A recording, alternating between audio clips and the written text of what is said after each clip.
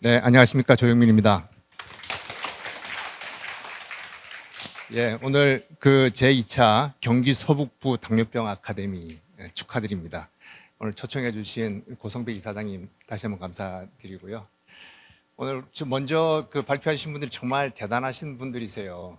저는 주로 이제 뭐 서울대 병원에서 연구한다고 이렇게 상아탑에 갇혀가지고 이제 막 이러고 있었는데 우리 두 분 김광훈 의장님 그리고 김대중 교수님은 이 세상에 있는 벽에다가 문을 내는 이런 역할을 해오셨던 분인 것 같아요. 정말 존경하고요.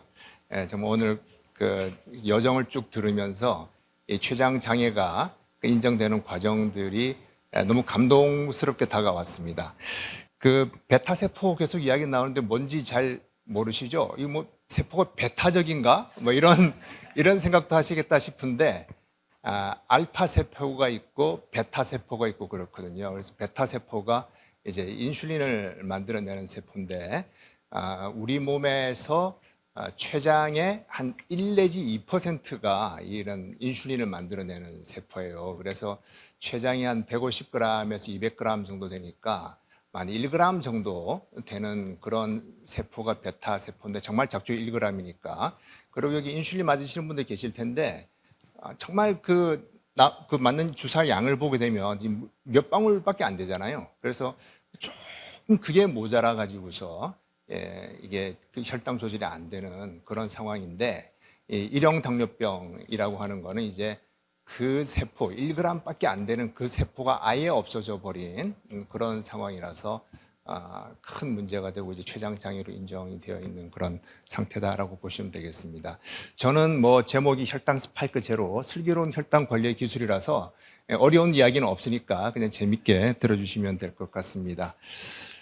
최근에 이제 제가 그 책들을 좀 냈었는데 슈퍼호르몬이라고 하는 거는 위고비 들어보셨어요? 살 빼는 주사. 그 이제 GLP-1이라 그래가지고서 최근에 이 비만이라든지 당뇨병 관리에서 정말 그 혁신을 이룬 그런 호르몬인데 그거에 대한 이야기를 썼고요. 그다음 혈당 스파이크 제로는 오늘 또 이사장님께서 또 많이 도와주셔가지고서 여러분들한테 아마 그 한 권씩 나눠드린 걸로 그렇게 알고 있습니다. 예, 다시 한번 감사드립니다. 제가 이번 그 아카데미에 참석하게 된 거는 우리 원종철 센터장님께서 이제 불러주셔서 오게 된 건데, 이전부터 같이 일을 많이 했었어요. 특히, 이 책 같은 경우에 이제, 2019년에 나왔는데, 맞춤 식단 혁명이라고 그래가지고서 우리가 음식에 따라서 혈당이 높고 낮은 그런 것도 생기지만, 같은 음식이라고 하더라도 어떤 사람은 혈당이 많이 오르고 어떤 사람은 별로 안 오르고 그런 게 있어요. 그래서 그 사람에 맞춰 가지고서 이제 식이요법도 하고 해야 된다. 그런 내용을 쓴 건데 그 이스라엘의 그 과학자들이 쓴 책인데 굉장히 유명한 과학자들입니다. 이분들의 책을 제가 2018년, 2019년에 대한당뇨병학회 총무이사를 했었는데 그때 우리 부총무를 했던 우리 수석 부총무의 원종철 교수하고 같이 이렇게 해서 번역을 했었고 이거는 2023년에 이제 샌디에고에 가서 이제 학회장 가서 찍었던 사진입니다. 우리 원종철 교수님 멋있죠? 네. 자, 그럼 혈당 스파이크가 뭐냐 하는 건데 스파이크 하면 뭐라고 생각하세요? 이렇게 좀 뾰족한 거죠, 그렇죠? 스파이크, 뾰족한 걸 스파이크라고 합니다. 그래서 혈당이 이제 갑자기 올랐다가 갑자기 뚝 떨어지는 거를 우리가 혈당 스파이크라고 부르는데. 이제 책을 이제 제 환자분들도 이제 읽고 이제 오셔가지고서 저한테 뭐라 그러냐면 교수님, 제가 요새 스파크가 많이 생겨요. 라고 하시는 거예요. 그래서 스파크가 뭔가요? 했더니 저는 뭐 정전기가 생긴다는 소리인가 그랬는데 혈당 스파크가 생겨요. 라고 하셔서 혈당 스파이크보다 혈당 스파크라고 할 걸 그랬나? 라는 그런 생각을 했습니다. 자, 그래서 이게 제일 대표적인 혈당 스파이크라고 볼 수가 있는데 이건 제가 2000년대 중반에 이제 교수 생활 처음 시작할 때 봤던 환자인데요. 이 위장이 여기 암이 있었어요. 그래서 이렇게 잘라내고 이렇게 이제 장을 이어 붙였더니 이 부분이 이제 그 십이지장으로 넘어가는 부분인데 여기 관략근이 있어가지고 음식물을 여기서 꽉 조이고 있다가 조금씩 흘려내려 보내거든요. 이게 없어져 버렸잖아요. 그래서 뭘 먹으면 술렁 다 빠지는 거예요, 장으로. 그래서 저렇게 혈당이 급격히 올라갔다가 그다음 저혈당까지 내려갔다가 이렇게 되는 환자가 있었습니다. 그래서 위암 수술 후, 즉 위절제술 후에 생기는 그런 저혈당이다라고 진단을 했고, 치료는 어떻게 했을까요? 예, 하루에 6번으로 3번 먹던 거를 조금씩 6번 나눠 드시게 했더니 이제 혈당 스파이크가 사라지고 저혈당도 없어지게 됐죠. 그래서 혈당 스파이크를 조절하는 데 있어서 식이요법이 굉장히 중요하다라는 것을 보여주는 그런 사례라고 할 수가 있습니다. 자, 근데 그림이 없어져 버렸네. 네. 최근에 이제 혈당이 조금만 이렇게 뭐 올라도 스파이크가 나왔다 이렇게 걱정하시는 분이 많이 계세요. 오늘 아마 착용하고 계신 분 계실 텐데 연속 혈당 측정기를 차고 계시면 혈당이 보이는데 이게 도대체 얼마 정도 혈당이 올라야지 혈당 스파이크라고 할 수 있는지를 잘 모르시기 때문에 과도한 걱정을 하시는 것 같아서 공복 혈당에 비해서 이제 올라간 폭이 50 이상 되거나 그리고 식후 혈당이 140 이상 상승하면 적어도 이제 적어도 이 정도는 돼야지 혈당 스파이크가 있다고 본다라고 이렇게 말씀드리고 싶습니다. 다만 이거는 당뇨병이 없는 사람이에요. 당뇨병이 없는 사람이 저렇게 보이면 혈당 스파이크가 있다라고 보시면 되겠습니다. 그래서 이거는 이제 근거가 되는 부분인데 스페인에서 연구를 해봤더니 이 5년 정도 추적을 했을 때 5년 전, 5년 후까지 계속 혈당이 정상인 사람들은 연속 혈당 측정기로 검사를 했을 때 이 혈당이 70에서 140 사이에 96.4%의 시간이 이제 저기 해당되더라는 겁니다. 그렇기 때문에 140을 잘 넘어가지를 않는다는 거죠. 그래서 이 연속 혈당 측정기를 해서 140 이상으로 반복적으로 이렇게 계속 나타나게 된다 그러면 그건 내 혈당 조절에 문제가 있구나라고 이렇게 보시면 됩니다. 그래서 다시 말하면 정상인 사람은 혈당 스파이크가 나타나지를 않아야 된다. 요거를 아셨으면 좋겠어요. 근데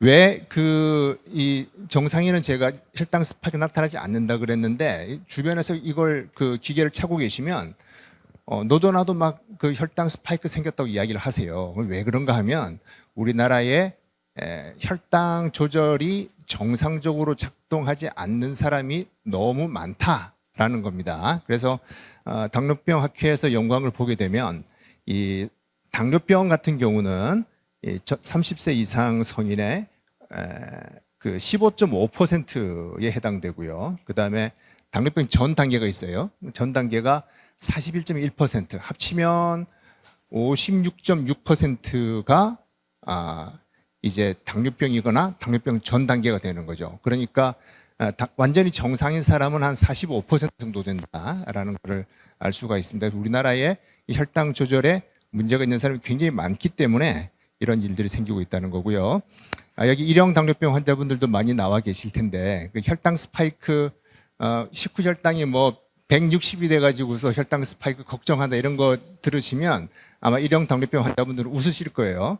이게 일형 당뇨병 환자에서 모니터링을 한 건데 아침, 점심, 저녁 식사하고 혈당을 본 건데요. 여기가 70이고 여기 180이거든요. 140은 이 정도 되겠죠. 이거 넘어서는 경우는 너무 많죠. 그리고 심지어는 여기 보면 400 이상 뚫고 올라갔어요. 잴 수가 없이 올라가 버리는 경우도 있고 이 저혈당도 많이 생기고 뭐 이렇게 되는 것이 이제 일형 당뇨병이죠. 치료가 잘 안 된 상태의 일형 당뇨병은 이제 이런 패턴을 보이기 때문에 실제로 요즘 SNS에 올라오고 이런 것들 혈당이 식후 혈당이 180이야 이런 거 보면 어떻게 보면 일형 당뇨병 환자 입장에서 보게 되면 아주 미미하게 올라가는 수준이다라고 볼 수는 있습니다. 자, 근데 혈당 스파이크는 왜 문제인가 하면은 일단 혈당 스파이크 나타난다는 게 뭐예요? 제가 정상이 아니라 그랬죠. 이 혈당 스파이크 나타났다는 것이 내가 혈당을 제대로 내 몸이 관리를 조절하지 못하는 그런 상태구나라는 것을 의미하는 것이고, 그다음 당뇨병이 있으면서 혈당이 너무 출렁출렁되면 이거는 합병증이 잘 생길 수 있다는 건데, 혈당 변동성이 이렇게 커질수록 산화 스트레스가 증가되는 그런 문제가 있기 때문에 합병증으로 잘 이어질 수가 있다고 알려져 있습니다. 합병증에 대해서는 좀 이따 우리 원종철 센터장께서 강의를 해주실 것으로 알고 있습니다. 자, 근데 이제 그 당화혈색소 아시죠? 네, 당화혈색소를 우리가 측정을 하게 되면 혈당 조절이 잘 되는지 안 되는지를 알 수가 있는데, 지금 이 그 두 사람은 똑같이 당화혈색소가 7.0이 나오는 사람인데요. 이분은 그냥 지속적으로 좀 높은 사람이고, 이분은 엄청 높아졌다가 저혈당이 생겼다가 하면서 평균적인 혈당이 비슷하게 나와가지고서 똑같이 당화혈색소 7.0%가 나오고 있습니다. 어떤 게 더 나쁠 것 같아요? 너무 이렇게 너를 띄는 경우는 나쁘겠죠. 이거를 알라고 그러면 반드시 이런 그 연소혈당 측정기 검사를 해 보셔야지만 알 수가 있습니다. 오늘 그 몇 분이나 달고 계신가요? 착용하신 분 계신가요? 다 다셨어요? 아, 예. 그럼 이거 결과 보시면 나는 어디에 해당되는지 아실 수가 있을 것 같습니다.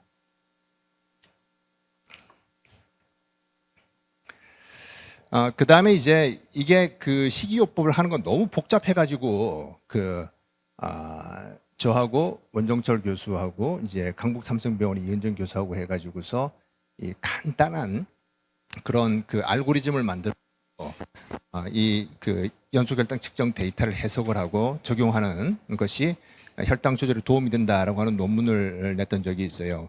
당뇨병 분야에 국한해서 보게 되면은 가장 좋은 그 저널인데 거기에 저희가 게재를 했고, 오늘 와서 보니까 원종철 센터장께서 이제 혈당 관리 프로그램을 만드셨는데 그 교재에도 이 저희 논문 내용이 포함되어 있는 것을 봤습니다. 아마 여기 계신 환자분들은 이런 내용들을 좀 배우셔가지고 혈당 관리에 더욱더 도움이 됐으면 좋겠습니다. 자, 그럼 이제 혈당 스파이크가 뭔지 알았으니까 어떻게 해결하는지 보겠습니다. 우리 몸에서 포도당이 흡수돼 가지고서 이제 대사되는 과정을 보게 되면 일단 입으로 먹게 되면 위장으로 내려오겠죠. 여기서 막 갈아가지고 이제 십이지장으로 내려보내는데 여기 관략근이 있죠. 꽉 조이고 있다가 조금씩 내려보냅니다. 그렇게 해서 흡수가 되면 혈액을 타고 간, 근육, 지방으로 가서 이제 주로 쓰이게 되는데, 요 단계별로 좀 보시게 되면 첫 번째는 섭취량을 줄이는 게 중요합니다. 양 앞에서는 장사가 없는 것 같아요. 어떤 분들은 이제 백미보다는 현미가 좋다. 그래서 현미로 바꿨는데 혈당이 더 나빠졌어요. 그래서 왜 그러냐 물어보니까 현미는 좋다고 해서 많이 먹었다는 거예요. 예, 소용이 없죠. 그렇죠? 그래서 양이 중요하고, 그 다음에 입에 넣자마자 단맛이 나는 것들은 대개는 단순당이 많이 포함되어 있기 때문에 그런 음식은 주의가 필요하겠습니다. 그 다음에 이제 위 배출 속도를 늦추면 여기서 천천히 내려가게 되면 이제 혈당이 덜 오르거든요. 이런 기전으로 이제 약을 개발해 쓰기도 하는데, 여기 그 계신 분 중에서 저기 관략근이 있는데 저거를 조였다 풀었다 할 수 있는 사람이 있어요? 네? 없죠. 예. 그래서 어떻게 되냐면 천천히 먹으면 돼요. 천천히 막 정신없이 이렇게 먹는 게 아니고 음미하면서 천천히 이렇게 먹어주시고, 그 다음에 이 탄수화물이 먼저 들어가면 굉장히 빨리 흡수가 되니까 그걸 좀 방해할 수 있는 걸 먼저 먹는 거예요. 식이섬유, 단백질, 지방 같은 이런 거를 먼저 좀 먹고 그 다음에 이제 밥을 나중에 먹게 되면은 좀 덜 먹게 되는데, 여기 뭐 어르신들도 많이 계시고 하신데 옛날에 다 이렇게 고봉밥 먹었잖아요. 그렇죠? 예. 예, 그때는 반찬을 뭐라고 불렀어요? 부식이라 그러죠. 부식. 예? 그리고 그 도시락 싸고 다녔던 시절 생각해 보면 아마 반찬 조금 먹고 밥을 많이 먹을 수 있는 그런 걸 먹었던 시절이 대부분이었죠. 저희들이 이제 살 때는. 그래서 이 탄수화물 줄이기가 사실 굉장히 좀 어렵다는 생각이 드는데, 요새는 이제 그 밥도 공깃밥을 먹고 점점 공기도 사이즈가 작아지는 것 같고 밥 양이 자꾸 줄어들고 있는 것 같습니다. 그래서 이제 반찬 위주 혹은 반찬이라기보다 요새는 요리라고 말할 수 있는 그런 부분들이 많은 것 같은데, 그런 걸 우선적으로 먹고 밥은 좀 나중에 뒤로 밀어서 먹게 되게 되면은 혈당 조절에도 도움이 되고 탄수화물 섭취도 줄일 수 있는 그런 전략이 될 것 같습니다. 참고해 주시기 바랍니다. 그 다음에 이제 혈당을 올리는 그런 적들을 알아둬야 되는데, 그 입에 넣어서 단맛이 나는 것들이 대개는 당분이 많은 그런 음식이다라는 걸 좀 피해 주시고, 그래도 의외의 적들이라고 해서 제가 적어놨는데, 연구를 해보니까 그 외식이 굉장히 혈당을 많이 올리더라고요. 그래서 제 환자분들도 보게 되면은 연소혈당 측정을 했는데 꼭 점심 때만 스파이크가 나와요. 점심 어디서 드시냐 물어보면 나가서 외식을 한다라고 이야기합니다. 우리 백종원 씨 음식 만드는 거 봤죠? 설탕 그냥 팍 넣잖아요. 예? 그래서 굉장히 요새 그 음식이 달아져 있는 그런 상태이기 때문에 주의가 필요하고, 최근의 외식 트렌드는 이제 혈당을 좀 덜 올리도록 설탕이 덜 들어가는 쪽으로 많이 바뀌고 있다 그래서 굉장히 다행스럽다고 생각을 합니다. 그 다음에 무가당 주스를 마셨는데 혈당이 올랐어요 라고 하는 환자분이 계셨어요. 무가당 무슨 뜻이에요? 당이 없단 말이에요? 네? 더 넣지는 않았다는 소리죠. 그렇죠? 그래서 무가당 주스는 혈당 안 오르는데 이렇게 생각하시면 안 됩니다. 그 다음에 과일 주스 같은 경우는 굉장히 빨리 흡수가 돼요. 사과 하나 그냥 깎아서 드시는데 하나 다 먹는데 시간 얼마나 걸리세요? 10분 혹은 15분 걸리겠죠? 주스로 만들어서 마시는데 원샷 하시면 얼마 걸리세요? 5초. 예, 그렇게 굉장히 빨리 원샷 하시게 되면 굉장히 빨리 이제 흡수가 되고, 액체는요, 보세요. 이 사과를 먹으면 여기 퉁 떨어지겠죠. 그렇죠? 여기서 막 갈아가지고 넘어올 텐데, 주스를 마시면 여기 길이 있어요. 홈이 있어가지고 요렇게 타고 들어와서 바로 내려갑니다. 바로. 굉장히 빨리 흡수가 될 수 있기 때문에 위장 디자인이 그렇게 되어 있는 거예요. 물을 마시면 그 길이 있어요. 쭉 소만이라고 하는 부분이 쭉 타고 이렇게 내려와가지고 이렇게 십이지장으로 들어가기 때문에 굉장히 빨리 흡수가 된다. 그래서 과일을 드시려면 주스보다는 그냥 먹는 게 좋다. 말린 과일이 굉장히 문제인데, 아마 여기 계신 분들도 그런 걸 많이 보셨을 것 같아요. 홍시를 만약에 드리면 한 번에 몇 개 드세요?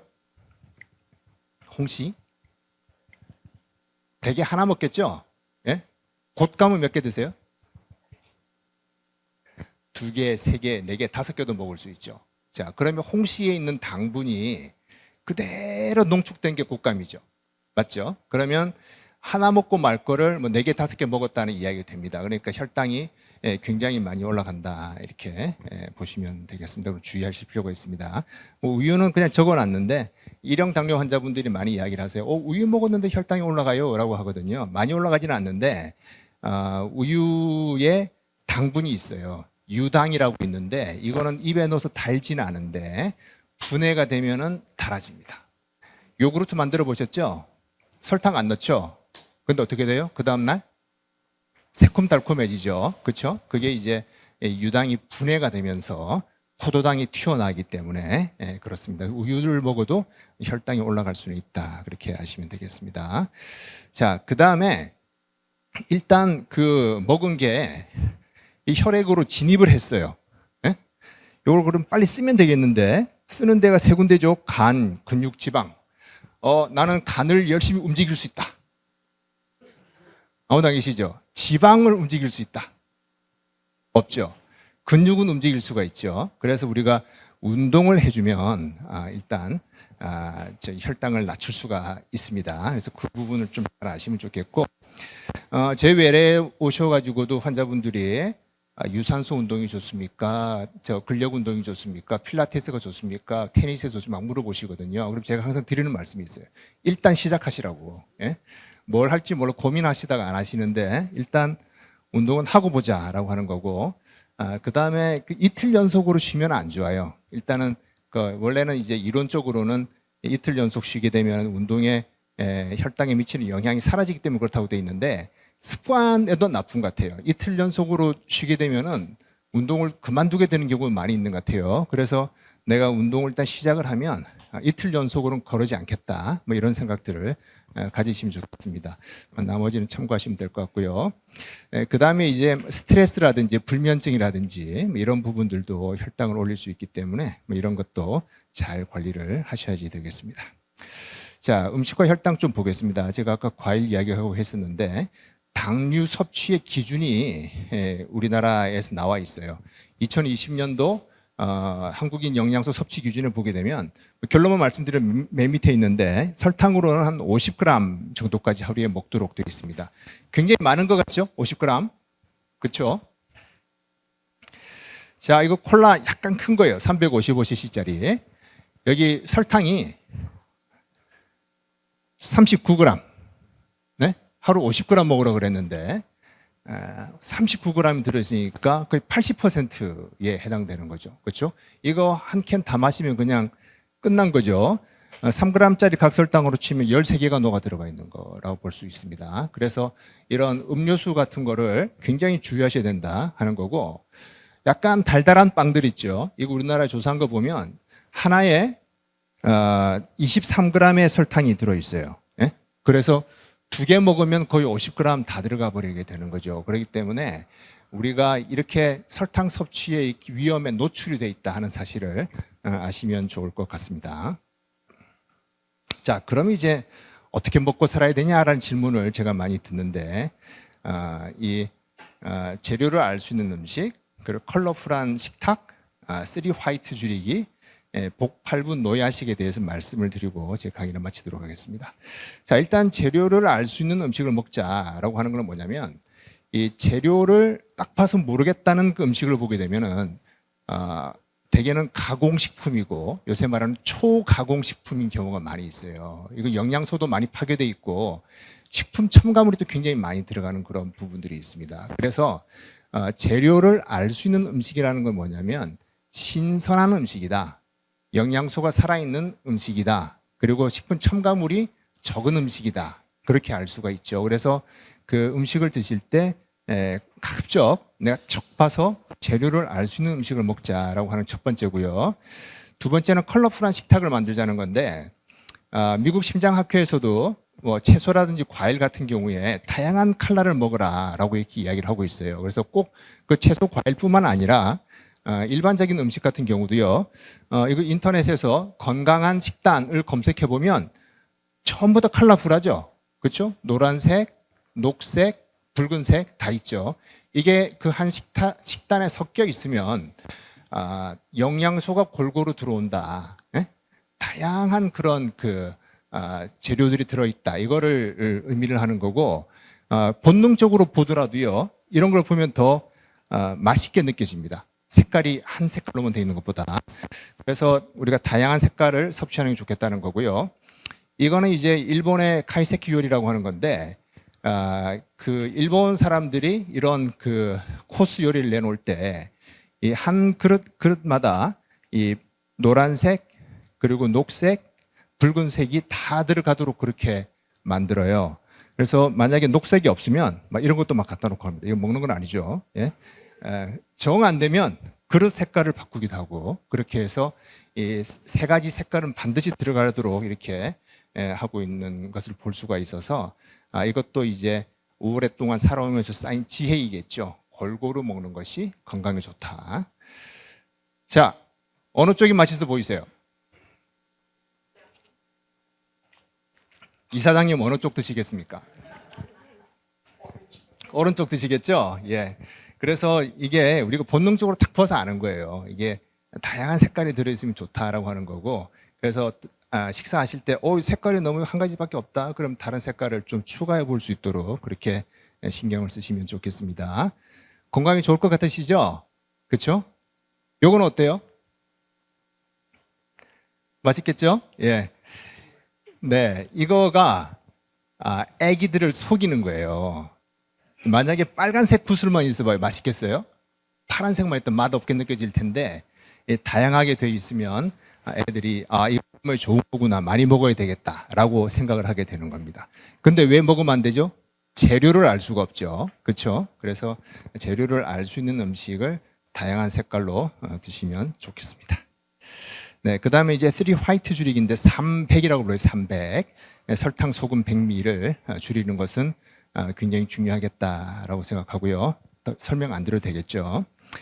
그 다음에 이게 한자를 쓰는 게 좀 깨졌는데 복팔분 노야식인데, 제가 그 이전에 한번 어떤 절에 가서 주지 스님한테 들은 이야기입니다. 두량, 종난, 복팔분이라는 말이 있다. 이게 이제 스님들이 쓰시는 말씀이래요. 그래서 특히 이 수행을 할 때 정진을 잘하려 그러면 두량, 종난, 복팔분을 지켜야 된다고 하는 거예요. 두량은 뭐냐면 머리는 서늘하게, 종난, 발은 따뜻하게. 그러면 정신이 맑아지는 거예요. 그 겨울에 야외 온천 들어가 보신 분들 있죠. 어때요? 머리가 맑아지죠. 정신이 맑아집니다. 그렇죠? 그래서 그렇게 하고 에 나온 게 복팔분인데 배는 8할만 채워라. 80% 채우라는 거예요. 이거 해석을 잘 하셔야 돼요. 내 위장 용량의 80%까지 먹으라는 거 아니에요. 내가 배가 부르다고 느끼는 거에 80%까지. 거기까지만 먹어주는 것이 중요하다라는 거고, 이게 뭐 수행에도 도움이 되겠지만 건강을 지키는 데도 큰 도움이 될 것 같습니다. 네, 제 강의는 여기까지 마치고요. 여러분들 건강을 기원하겠습니다.